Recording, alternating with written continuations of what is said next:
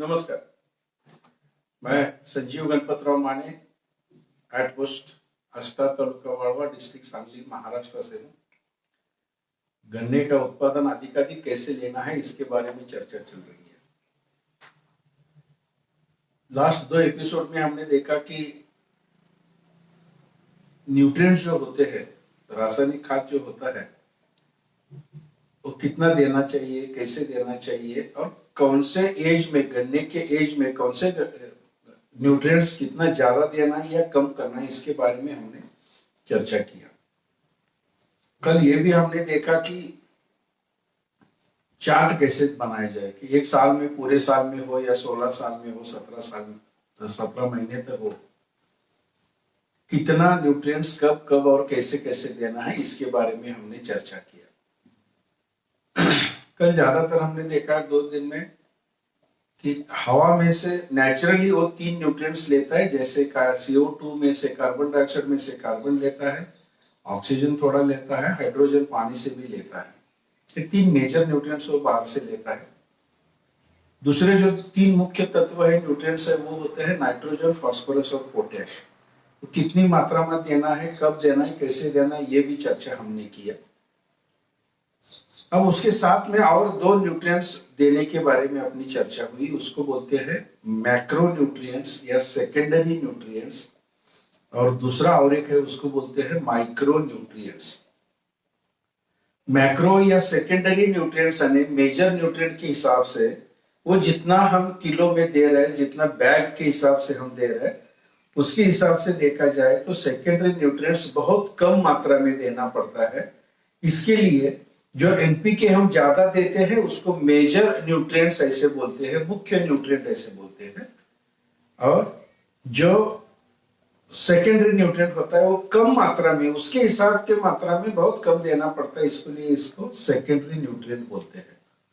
मान लीजिए कि नाइट्रोजन के लिए यूरिया 5-6 बैग देना है, अमोनियम सल्फेट 2-3 बैग देना है, डायमोनियम फॉस्फेट मानिए कि 5-6 बैग देना है पूरे साल, 1.5 साल में, पोटेश 4-5-6 बैग देना है, 50-50 किलो की बैग होती है। इसके सामने मैक्रो न्यूट्रिएंट जो होते हैं, सेकेंडरी जो न्यूट्रिएंट होते हैं, जैसे कि कैल्शियम हो, मैग्नीशियम हो, सल्फर हो, ये बहुत कम मात्रा में देना पड़ता है। कि जैसे मैग्नीशियम देना होता है टोटल 50 केजी देना होता है, या सल्फर देना होता है, वैसे रिकमेंडेशन बहुत ज्यादा, लेकिन हम जो अभी यूज करते हैं वो 30 केजी, 30 केजी पर एकड़ हम यूज करते हैं। जैसे कैल्शियम हो, कैल्शियम की मात्रा भी बहुत ज्यादा नहीं लगती, 15-20 किलो, 25 किलो तक लगती है, लेकिन जहां कैल्शियम की कमतरता दिखाई देती है वहां बहुत ज्यादा जमीन ऐसी है कि जिसमें कैल्शियम की मात्रा पहले से ही ज्यादा होती है, तो वहां हम कम मात्रा में भी दे सकते हैं। इसके लिए इसको सेकेंडरी न्यूट्रिएंट बोलते हैं। और लास्ट वाला जो होता है उसको माइक्रो न्यूट्रिएंट ऐसे बोलते हैं। माइक्रो यानी सूक्ष्म, अत्यंत अल्प देना पड़ता है, बहुत ज्यादा मात्रा में देना नहीं है। मेजर न्यूट्रिएंट के हिसाब से यानी 5-6 bag urea, di ammonium phosphate 5-6 bag, potash 4-5-6 bag, इसके तुलना में तो ये माइक्रो न्यूट्रिएंट बहुत कम, यानी बहुत कम मात्रा में देना होता है। माइक्रो न्यूट्रिएंट में 7 न्यूट्रिएंट्स आते हैं, जैसे फेरस आया, ferrous, zinc, copper, manganese, boron, molybdenum और क्लोरीन, ऐसे 7 तत्व आते हैं। इनकी मात्रा कितनी होनी चाहिए, ये 7 इकट्ठा करके पूरे साल भर या 1.5 साल में 7 मिलाकर 20-25 या 30 किलो तक देना होता है। वो भी अगर सॉइल का टेस्टिंग हमने किया, मिट्टी का परीक्षण किया, तो कौन से न्यूट्रिएंट इसमें से माइक्रो न्यूट्रिएंट कम है या ज्यादा है, ये देखकर हम कम ज्यादा कर सकते हैं। माइक्रो न्यूट्रिएंट बहुत कम मात्रा में देना होता है। हर एक स्टेट के गवर्नमेंट ने एक किया है कि अपने अपने स्टेट में जो जिला व डिस्ट्रिक्ट वाइज हो, तालुका वाइज हो, हर एक गांव की मिट्टी निकाल कर उसका टेस्टिंग किया है। स्टेट में रैंडमली कौन सा न्यूट्रिएंट इसमें से कम है, इन्होंने ये देखा है। जैसे कि कई जगह फेरस कम होता है, बहुत सारे स्टेट में जैसे महाराष्ट्र हो, गुजरात हो, यहाँ जिंक की कमी बहुत ज्यादा होती है। ऐसे ये सब देखकर उन्होंने एक फॉर्मूला बनाकर रखा है, उसको बोलते हैं कि ग्रेड, वो अलग अलग स्टेट की एक ग्रेड होती है। महाराष्ट्र में 1 नंबर की ग्रेड चलती है, गुजरात में 5 नंबर की ग्रेड चलती है, कि उसमें लिख कर रखा है कि इसमें फेरस का परसेंटेज कितना होना चाहिए, जिंक का परसेंटेज कितना होना चाहिए, कॉपर कितना होना चाहिए, मैंगनीज कितना होना चाहिए, ऐसे अलग अलग तत्व कितने मात्रा में होना चाहिए एक ग्रेड में तय किया जाता है, ये गवर्नमेंट ने तय करके रखा है। उसके हिसाब से मार्केट में जो अलग अलग कंपनी है इस ग्रेड के हिसाब से ये माइक्रो न्यूट्रिएंट की बैग बनाते हैं। 10 किलो की बैग होती है या 5 किलो की बैग होती है या 25 किलो की बैग होती है। ये जो बैग होते हैं इसमें ये सातों तत्व उनके राइट मात्रा में होते हैं, स्टेट के हिसाब से उनकी कितनी मात्रा होनी चाहिए वो मात्रा उसमें होती है। जैसे कि फेरस की मात्रा कम होती है तो 2% फेरस उसमें होता है, इससे ज्यादा फेरस की जरूरत नहीं, ऐसे बोलते हैं। कहीं जमीन में फेरस खास करके डिफिशिएंट होता है, यानी जो व्हाइट लैंड होती है जहां फेरस नहीं होता है वहां थोड़ा अलग से ज्यादा देना पड़ता है। हर एक स्टेट में जिंक की मात्रा कमी है तो करीबन 4% या 5% जिंक उस बैग में होता है। कॉपर बहुत कम मात्रा में होता है, 0.1% होता है, बोरॉन 1% में होता है। ऐसे अलग अलग परसेंट में ये मात्राएं होती है। हमको यही करना है कि ये रेडी जो मिलता है 10 किलो की बैग मिलती है, इसमें से आधा 15 KG bag 15 KG micro nutrient का कॉम्प्लेक्स इकट्ठा किया हुआ ग्रेड नंबर 1 हो, ग्रेड नंबर 5 हो, अलग अलग स्टेट के वो 15 केजी प्लांटेशन के टाइप पे देना है और 15 केजी अर्थिंग अप या मिट्टी चढ़ाते हैं देना है। अभी इसमें ही देखा जाए तो खास करके आज इसके लिए मैं बात करने वाला हूं कि साइंटिफिक तरीका यह है कि माइक्रो न्यूट्रिएंट और फास्फोरस हो ये दोनों इकट्ठा करके नहीं देना है। ये जब दोनों इकट्ठा होते हैं जिंक और फास्फोरस का कुछ अलग सा एक कॉम्बिनेशन बन जाता है और फिक्स फॉर्म में जाकर पड़े रहते हैं, गन्ने को अवेलेबल नहीं होता। बहुत साल पहले अगर हम जब ये सब खाद इकट्ठा करते थे तो थोड़ा बहुत भी उसमें मॉइस्चर हो गया तो ये सब पानी पानी बन जाता था और ये सब पानी बन के निकल जाता था बाहर। न्यूट्रिएंट ने सब इकट्ठा किया तो पानी ही बनता था उसका, यानी मॉइस्चर बहुत जल्दी पकड़ता था। अभी जो सभी न्यूट्रिएंट्स मार्केट में आते हैं वो सभी अभी ऐसे है कि उसमें मॉइस्चर बिल्कुल नहीं होता। ये सभी न्यूट्रिएंट्स इकट्ठा किया तो भी उसका भी पानी नहीं बनता, हवा नहीं पकड़ता, करीबन 2-4-5 घंटे तक ये ऐसे ही रहता है, इंटैक्ट रहता है। यानी अभी अगर माइक्रो न्यूट्रिएंट हम इसमें देना है मिक्स करके तो हम दे सकते हैं, क्योंकि ये पानी नहीं पकड़ता, हवा नहीं पकड़ता, तो आगे जाकर कुछ रिएक्शंस इसमें ऊपर नहीं बनते। जमीन में जब जाते हैं तो सब इकट्ठा होते हैं, उनका परसेंटेज इतना कम होता है माइक्रो न्यूट्रिएंट का, तो अंदर जाने के बाद कुछ नया प्रक्रिया होकर ये फिक्सेशन होना ये ज्यादा होता नहीं है। तो ये माइक्रो न्यूट्रिएंट जो अभी नए नए सब मार्केट में है ये हम केमिकल फर्टिलाइजर के साथ मिक्स कर कर दे सकते हैं, लेकिन मिक्स किया तो 1-2 घंटे में ये खत्म होना चाहिए जमीन में जाना चाहिए। और जमीन में भी हम जब डालते हैं स्प्रेड करते हैं तो उसके बाद मैं ये बोलता हूं कि एक ऐसा इंस्ट्रूमेंट उसमें चलाइए कि ये पूरा मिट्टी में मिक्स हो जाए, उसका मिट्टी का कोटिंग हो जाए, यानी सब ये अलग अलग से कोटिंग हो गया तो जो अभिक्रिया आगे जाकर होने वाली है, जैसे जिंक और फास्फेट इकट्ठे है तो जिंक फास्फेट बनता है और फिक्स फॉर्म में पड़ा रहता है, ये नहीं होता है। लेकिन अगर ज्यादा अपने को कुछ ये करना है तो हम बाहर से ये ऐसे करके दे सकते हैं, इसको बोलते हैं चिलेशन फॉर्म में बनाकर देना, चिलेशन करना। फेरस अलग से ले लीजिए, चल सकता है, फेरस सल्फेट फॉर्म में मिलता है या अपने चिलेटेड फॉर्म में भी मार्केट में मिलता है। फेरस सल्फेट लीजिए, जिंक सल्फेट लीजिए, कॉपर सल्फेट लीजिए, मैंगनीज सल्फेट लीजिए, बोरॉन अलग सा लीजिए, ऐसे ये सब अलग, मोलिब्डेनम भी मार्केट में मिलता है, ये अलग सा लीजिए। ये अलग अलग हम लेकर इसका मिक्स बनाकर भी दे सकते हैं, परसेंटेज वाइज कितना होता है वो देखकर हम दे सकते हैं। ये भी एक बहुत ही अच्छा तरीका है। जब हम टारगेट रखकर काम कर रहे हैं तो फेरस सल्फेट करीबन 10 किलो हम अलग सा लेते हैं, जिंक सल्फेट 8 किलो हम अलग सा लेते हैं, कॉपर सल्फेट आधा किलो अलग सा लेते हैं, मैंगनीज सल्फेट 4 किलो अलग सा लेते हैं, बोरॉन तो 1 किलो लेना ही पड़ता है, मोलिब्डेनम 100 ग्राम अलग सा लेते हैं। ऐसे ये फॉर्मूला हम बनाकर भी दे सकते हैं, लेकिन ये देते वक्त इसको चिलेशन करना बहुत जरूरी होता है, यानी अंदर जाकर उसका कोई अलग सा अभिक्रिया होकर फिक्स फॉर्म में न पड़े जाए। तो ऊपर ही इसको चिलेशन हम कर सकते हैं, या तो मार्केट से चिलेटेड फॉर्म में ले लीजिए, थोड़ी सी कॉस्ट ज्यादा जाती है लेकिन मात्रा बहुत कम देनी पड़ती है। जैसे मैंने बोला फेरस सल्फेट 10 किलो लीजिए, चिलेटेड फॉर्म में अगर फेरस हमने लिया तो आधा किलो लिया तो भी बस हो जाता है। आधा किलो चिलेटेड फॉर्म में फेरस हमने दिया तो उसकी मात्रा पूरी हो जाती है। जो हम फेरस सल्फेट ले रहे हैं, जिंक सल्फेट ले रहे हैं, अलग अलग से ले लेंगे। इसको अगर घर में चिलेशन करना है आसान तरीके से तो बहुत ही आसान बात है। गोबर का खाद लेना है, जो गोबर का खाद कंपोस्ट हुआ गोबर का खाद, कच्चा गोबर नहीं, गोबर का खाद लीजिए। 20-25 किलो अलग अलग ऐसे डेपो बनाइए, उसके 20-20 किलो के या 25-25 किलो के, मात्रा कम लगती है, ज्यादा नहीं लेना है। और हर एक डेपो में एक में पहले फेरस सल्फेट मिक्स करके रखिए, दूसरे में जिंक सल्फेट मिक्स करके रखिए, तीसरे में कॉपर सल्फेट डालिए, चौथे में मैंगनीज सल्फेट डालिए। बोरॉन मिक्स करने की जरूरत नहीं है, किया तो भी अलग से डेपो भी बहुत बढ़िया। एक 2-4 दिन के लिए ऐसे मिक्स करके रखिए, छांव में रखना है अंदर, थोड़ा सा उसमें मॉइस्चर होना चाहिए, यानी ये गोबर के खाद के साथ इसका पूरा मिक्स होना चाहिए। तो ये गोबर का खाद जो ऑर्गेनिक हम बोलते हैं, ऑर्गेनिक का कोटिंग हर एक मॉलिक्यूल के ऊपर उसका एक कोटिंग होता है,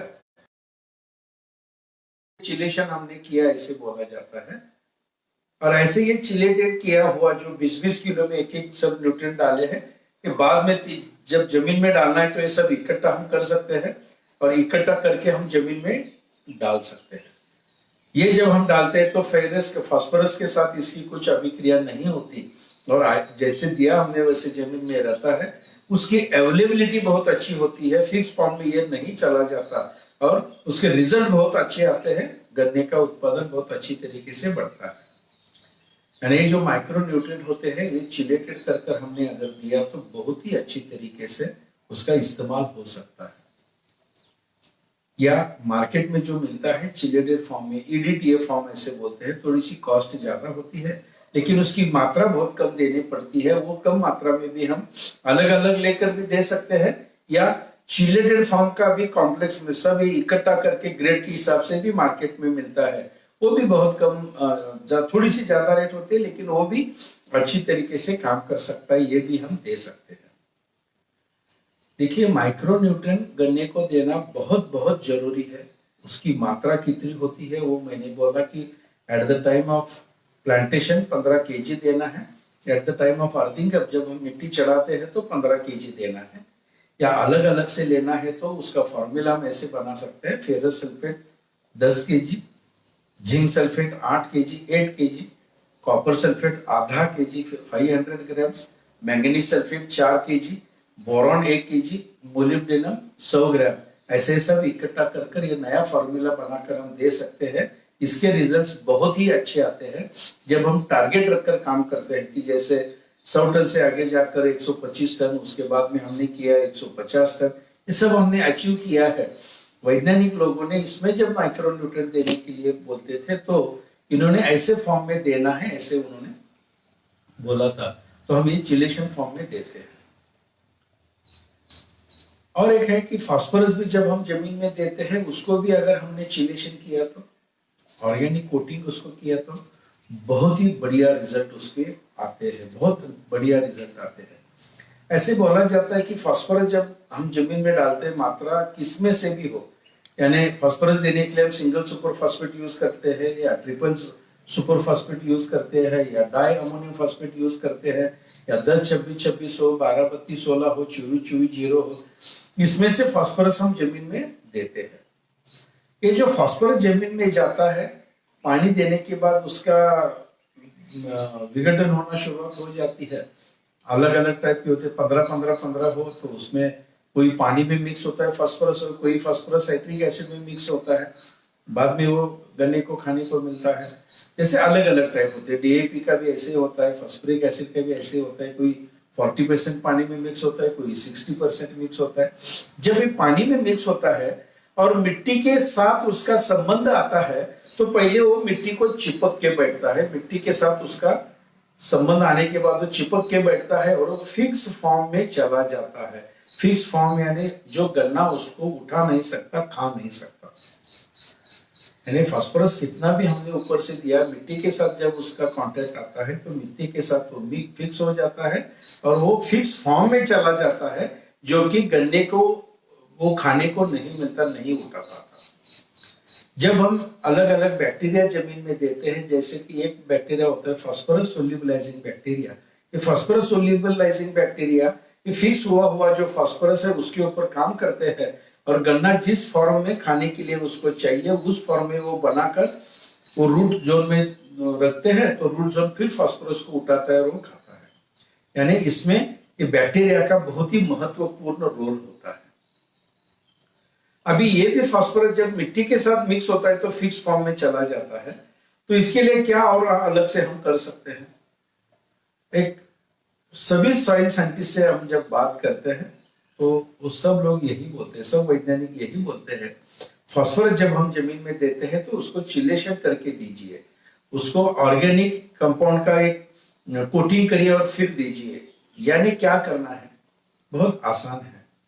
जितनी मात्रा में हम फास्फोरस दे रहे हैं उससे 2 गुना मात्रा, यानी मान लीजिए कि 300 किलो सिंगल सुपर फास्फेट 1 एकड़ के लिए देना है तो 500 या 600 किलो गोबर का खाद लेना है। गोबर का खाद जो कंपोस्ट हुआ है ऐसे गोबर का खाद लेना है, उसमें ये सिंगल सुपर फास्फेट मिक्स करिए, थोड़ा सा मॉइस्चर होना चाहिए और एक पेड़ के नीचे उसको रख दीजिए।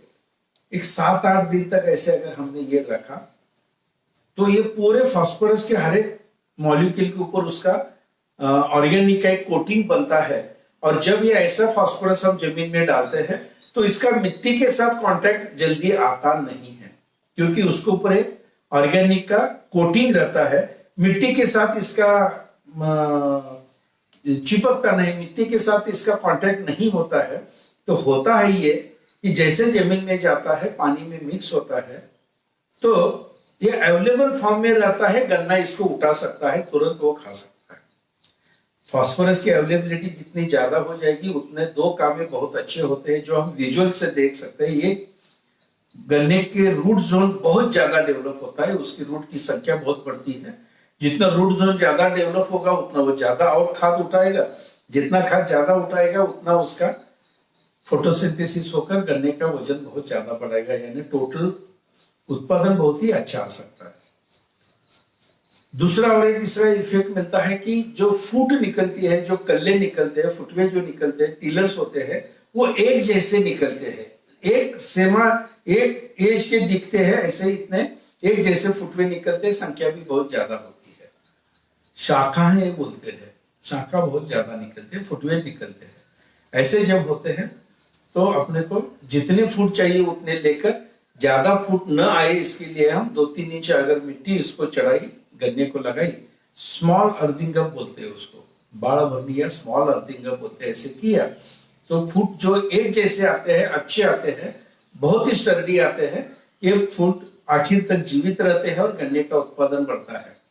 जब फास्फोरस हम देते हैं तो 8-10 दिन के लिए अगर हमने उसको भी अगर ऑर्गेनिक का कोटिंग किया तो बहुत ही बढ़िया काम करता है। फिर चाहे वो सिंगल सुपर फास्फेट हो, चाहे डाई अमोनियम फास्फेट हो, चाहे 10-26-26 हो या 20-20-0-13 हो, या अलग अलग फॉर्म में जो भी आपको फास्फोरस कौन से भी फॉर्म में आपको देना है, इसको गोबर के खाद में उसकी क्वांटिटी के बराबर के हिस्से में या थोड़ा सा ज्यादा, यानी 200 किलो लेना है तो 200 किलो गोबर का खाद लीजिए, 400 किलो लीजिए, इसमें मिक्स करके 4-5-6 दिन के लिए हम रखेंगे तो ये पूरा का पूरा चिलेटेड फॉर्म में चला जाता है, या उसको ऑर्गेनिक का एक कोटिंग होता है जो जमीन में जाने के बाद गन्ने को तुरंत अवेलेबल होता है। और ये तुरंत अवेलेबल होने के कारण से गन्ने को ज्यादा मात्रा में उठाता है, और जितना ज्यादा मात्रा में ये उठाएगा उतना फोटोसिंथेसिस ज्यादा होकर गन्ने का उत्पादन बढ़ता है। जब 100 टन के आगे हम जाते हैं, 125 टन 150 टन का हमने टारगेट रखा था, तो इसमें सब हम ये टेक्निक्स यूज किया है। इतना ही नहीं, 200 टन वाला जो एक्सपेरिमेंट 2017-18 में हमने किया था, उसमें भी ये सब टेक्निक यूज किया है। अभी उसके बाद जो 19-20 में भी जो एक ये चल रहा है, 200 टन का एक्सपेरिमेंट चल रहा है, उसमें भी और ज्यादा ऐसे टेक्निक्स उसमें भी अपनाया है। अभी जो एक इस साल में जो नया प्लांटेशन हो रहा है, इसमें भी 200 टन पर एकड़ का एक्सपेरिमेंट चल रहा है।